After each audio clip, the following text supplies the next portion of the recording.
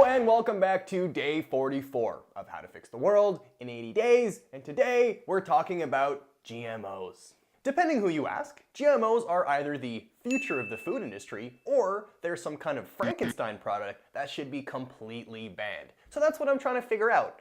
First of all, what do you think about GMOs? And mostly, what's the real story here? Because it's getting hard to know who we should trust anymore. According to the Canadian government, and I quote, scientists have concluded that GMO foods pose no more risk to humans than conventional food.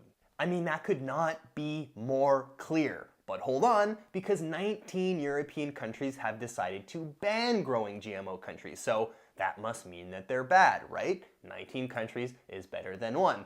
But hold on a second, because the United Nations has their own framework and 200 countries is better than 19. So what's the real deal here?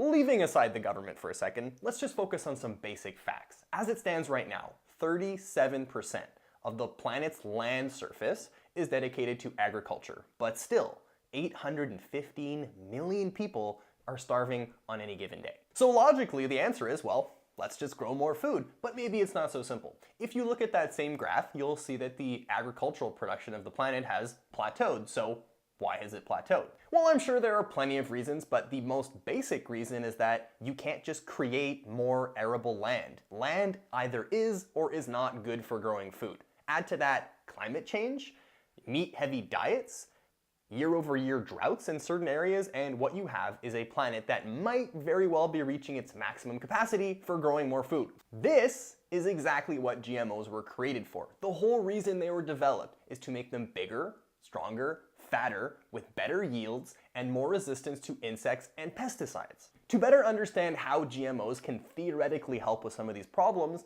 I would suggest that you Google golden rice. Imagine for a second you live in Asia or in Africa, and many of the children suffer from vitamin A deficiency, which can lead to childhood blindness. So if GMOs can add an artificial vitamin A to something that these kids are already eating, like let's say rice, voila, you have limited childhood blindness. That is why the future of GMOs can be so bright. And by the way, the future is already here. GMOs currently account for about 12% of total worldwide agricultural production, and in the US, they account for about 93% of soybeans and 94% of corn. GMOs are also visible in different things like gasoline, in diabetes medicine, in shampoo, in laundry detergent, in really all kinds of different things. And for me, all of that development is a good thing. I'm happy that we are pushing the boundaries of science, but that doesn't mean that I don't also have my issues with GMOs. First of all, I don't see why we can't just label GMO food as GMOs. Even if there is a negligible difference in quality, people still deserve to know what they're eating. I also worry about cross-contamination. If only for scientific purposes, we should make sure that we separate GMOs from organic seeds so that we can actually measure the differences between the two. Another thing that really puts me off about GMOs is the dominance of big business. Currently, about 1/3 of seeds and about 1/5 of all pesticides in the world are sold by one company, and we all know who that is. But probably the thing I hate the most about GMOs is that it is forcing companies to patent living organisms.